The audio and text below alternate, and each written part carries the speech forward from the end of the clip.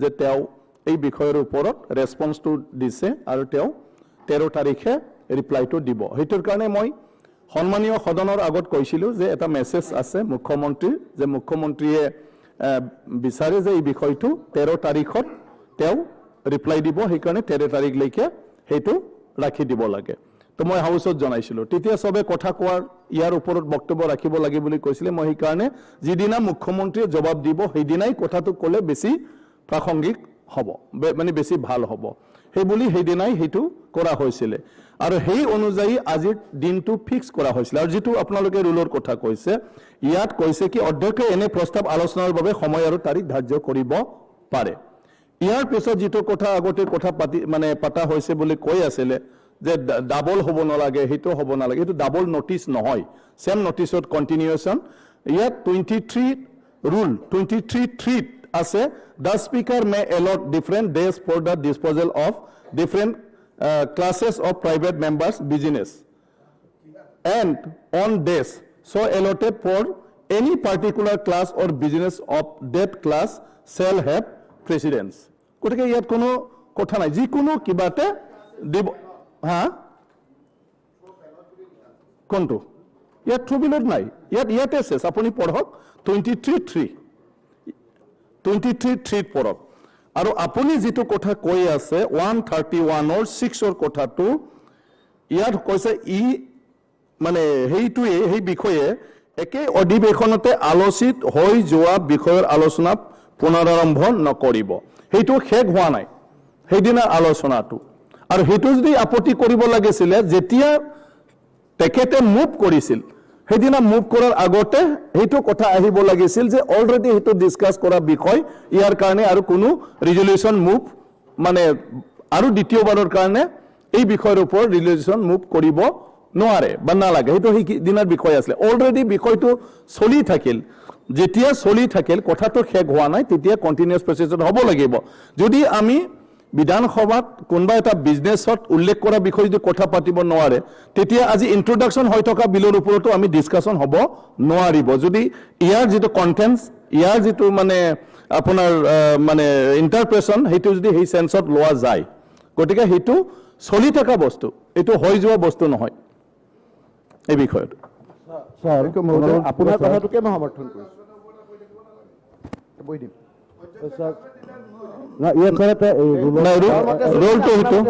না মোৰ মতে চলিব তেওঁ কথা কৈছে আপুনি কক আপোনাৰ কথাটো মই ৰুলৰ কথাটো কৈছো আমি ৰুলৰ ভিতৰতে কৈ আছো এজনে আকৌ কৈছে ক'ব নালাগে নাই নাই আপুনি যদি অধ্যক্ষতে তেওঁৰ মতে চলিব আপুনি তেওঁৰ মতে চলিব নালাগে অধ্যক্ষ তেওঁৰ মতে চলি থাকিলে কথা কৈছে আপুনি যেটো কথা কৈছে সেই কথাটোকে বেসিক কথাটোত আমাৰ আপত্তি আছে যে এটো সেকেন্ড ৰিজলিউশন নহয় বুলি কৈছে কন্টিনিউয়াস কোনটো আপুনি কলে নাই নাই এটো কন্টিনিউয়াস এটো কন্টিনিউয়াস নহয় কোনটো সেকেন্ড এটা ৰিজলিউশন আনিছে নহয় এটো কন্টিনিউয়াস চেয়াৰম্যান আলী ডাঙৰীয়াই হেদিনা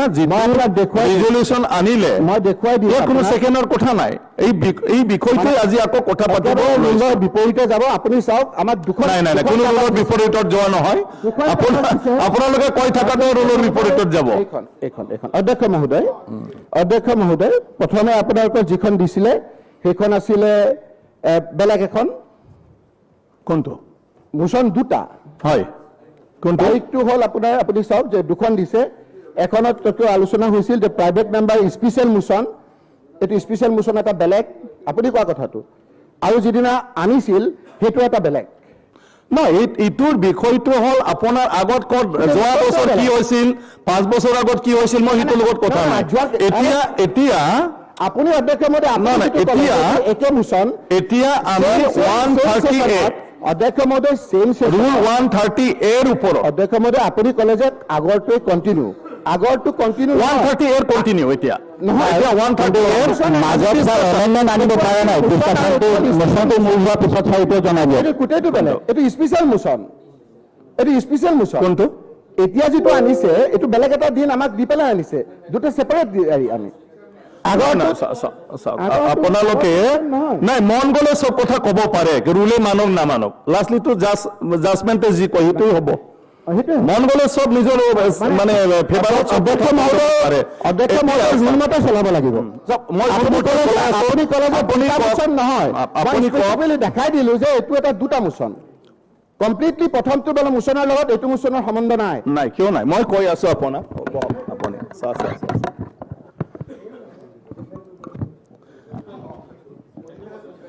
এতিয়া চাওক মই কৈ আছো আজি আমি যেটো বিষয়ত কথা পাতি আছো হেতু হল স্পেশাল মোশনস 130A তো এজ পার 130A মতে চেয়ারম্যান আলী আহমেদে নোটিস এটা দিছে এই নোটিস গ্ৰাহ্য হোৱাৰ পিছত একসেপ্ট কৰাৰ পিছত এই বিষয়ত হাউসত তেকেতে মোশনটো আনিছে আৰু সেই মোশন চলি থকাৰ সময়তে আমি স্থগিত ৰাখিছো 13 তাৰিখ অৰ্থাৎ আজিৰ দিনটোত এই বিষয়ত উত্তৰটো হ'ব আৰু আলোচনাটো হ'ব আৰু তেতিয়া আপোনালোকে সবে হেদিনা ইয়াত একমতত এগ্ৰি কৰিছে আৰু সেই বিষয়টো আজি কন্টিনিউ হ'ব ইয়াৰ কোনো নতুন নহয় 130A যোৱা মঙ্গলবাৰে যেটো ইয়াত মোশন আনিছে সেই মোশনৰ ওপৰতে আজি ৰিজলিউশনৰ ওপৰত ডিসকাশন হ'ব আৰু ৰিজলিউশন নাকচ হয় না গৃহীত হয় হেতু আপোনালোকে ডিসাইড কৰিব গতিকে হেতুৰ বিষয় তাৰ ইয়াৰ পিছত চাও ইয়াৰ পিছত 130A মতে হেতুই কৈছে এই বিষয়টো যেতিয়া স্পেশাল মোশনত আহে বা স্পেশাল মোশনৰ কাৰণে নোটিস দিয়ে বা হেতু যদি গ্ৰাহ্য হয় তেতিয়া হি 131 ৰুলত কৈ প্ৰায়োৰিটি পাব গতিকে 131 ৰ প্ৰায়োৰিটিত বলে কোৱাৰ পিছত 131 ৰ লগত কোনো লিংক নাই আৰু 131 তত আপুনি যেটো 6 নম্বৰৰ কথাটো কৈছে ইটো কৈছে যেটো অলৰেডি আলোচনা হৈ গল হেতু ইয়াত নহব এইটো আলোচনা কৰিব নোৱাৰিব 130A ওপৰত যেটো নোটিস আহিছে হেতু আলোচনা হৈ যোৱা নাই হেতু আলোচনা চলি আছে স্থগিত হৈ আজি পুনৰ আৰম্ভ হ'ব মই যেটো বুজি পাওঁ আৰু যদি মই কৈছো আৰু যদি আমাৰ অনাৰেবল সদস্য ৰকিবুল হুছেইন ডাঙৰীয়াই কৈছে যে ওয়ান্স যদি হেতু হাউসত বিষয়টো ওলাল হেতু নেক্সট ডে কথা পাতিব নোৱাৰে তেতিয়া হলে মই ক'ব বিচাৰো যে এভৰি বিল আজি আমি যেটো ডিসকাশন কৰিবলৈ লৈছিলো অলৰেডি ইন্ট্ৰোডিউসড আগতে হেতু চলিলে তো ইয়াৰ ওপৰতো ডিসকাশন হ'ব নোৱাৰে পাস হ'ব নোৱাৰে স্যাৰ কথাটো মানে গটেকে স্যাৰ কথাটো মানে ইয়াৰ পিছত আৰু না আমি নতামৰে আপুনি শুনক না মই যেতিয়া কৈ থাকো শুনকচোন আপোনালোকৰ মই কিমান ধৈৰ্যত শুনি আছো এতিয়া 138 কৈছে যে the speaker shall fix the time and date for discussion of such a motion ইয়াত কোনো কোৱা নাই যে আপোনাৰ গভৰ্নমেন্ট বিজনেছৰ দিনা পাৰিব নোৱাৰিব প্ৰাইভেট মেম্বাৰ্ছৰ দিনাহে হ'ব লাগিব বুলি ইয়াত একো উল্লেখ নাই যিমান ল ইয়াত আছে এক্সপেৰিয়েন্স মানুহ আপোনালোকে ইন্টাৰপ্ৰিটেশনটো কি হ'ব এইটো চালে হ'ল লিগেল সাইডত লিগেলত আৰু এইটো মাৰ্বল খেলা কিবা খেলাত আমি কেতিয়াবা নিজে দম দি ফালে কৰি লওঁ এইটো বেলেগ কথা কিন্তু লিগেল সাইডত লিগেল ইন্টাৰপ্ৰিটেশনটোত কিমান এক্সেস লৈকে আমি যাব পাৰো হেতু আচ্ছা ইয়াৰ পিছত মই আৰু ক্লিয়াৰিফিকেশন দি আছো যে আজি কিয় লৈছো বা আজি লব পাৰে না নোৱাৰে নহয় মই যেটো কৈ আছো যে আমাৰ এতিয়া ৰাইজে ভাবিব হাউসে ভাবিব যে স্পিকাৰজন একো নাজানে নেকি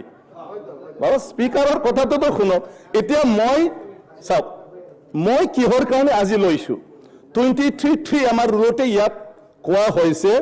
the speaker may allot different days for the disposal of different classes of private members business and on days so allotted for any particular class or business of that class shall have precedence to more ki dog ase ইয়াতে দিছে মানুহৰ কি দগ আছে গতিকে এইটো ৰুলৰ মতেহে যাব অধ্যক্ষ ডাঙৰীয়া যেটো মেম্বাৰ্স আৱাজত এখিনি আছে এখিনি মেম্বাৰ্স আৱাজ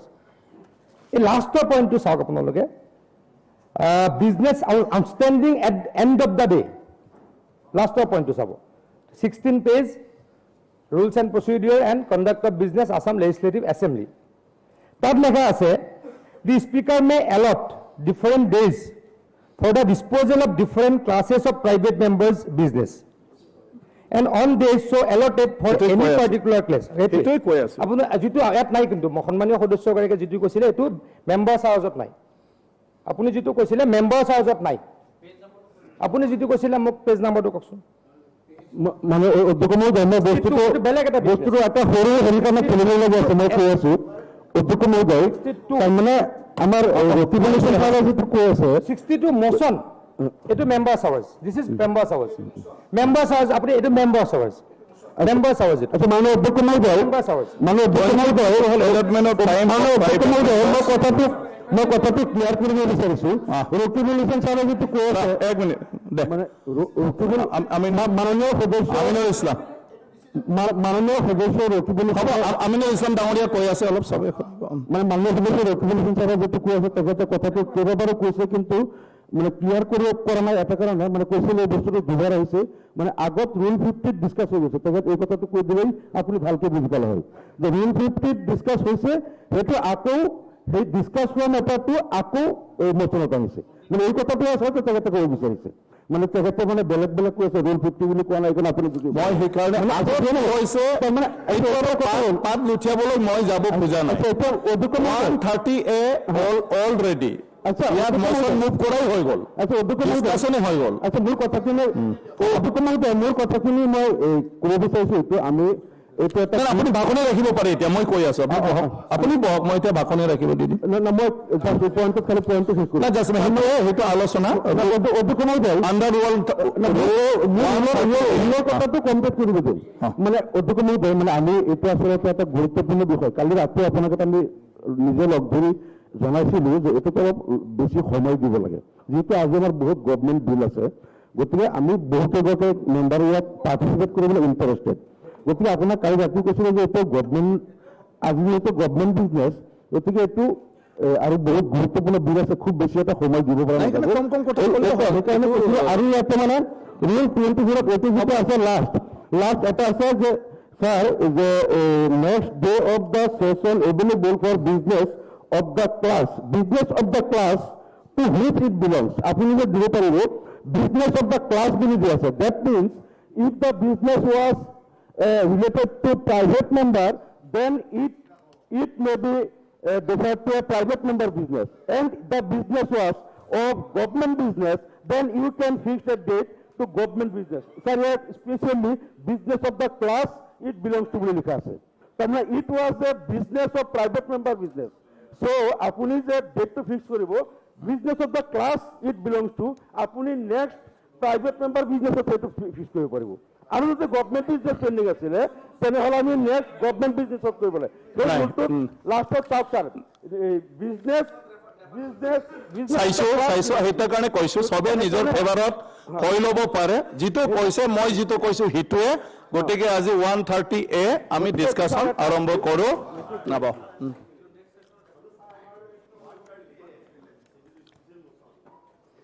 আপুনি সেইদিনা কিয় বাধা নিদিলে আপুনি কিয় একো মানে সেইদিনা লাল বুক আপোনাৰ ক'ত গৈছিলে 130A যেতিয়া আছিল অলৰেডি হাউচ অফ প্লেচ হৈ গ'ল অলৰেডি যিটো চলিছে সেইটোৱেই চলিব সেইদিনাই আছিলে আপোনাৰ যে কিবা ক'বলগীয়া থাকে 130A সেইদিনা কৰিছে আজি যে ৰিপ্লাই দিব আজি ডিছকাশ্যন হ'ব সেইটোৱে হাউচত ডিচাইডেড এইটো মোৰ মাত্ৰ কনচাৰ্ণ নহয় সেইকাৰণে চলিব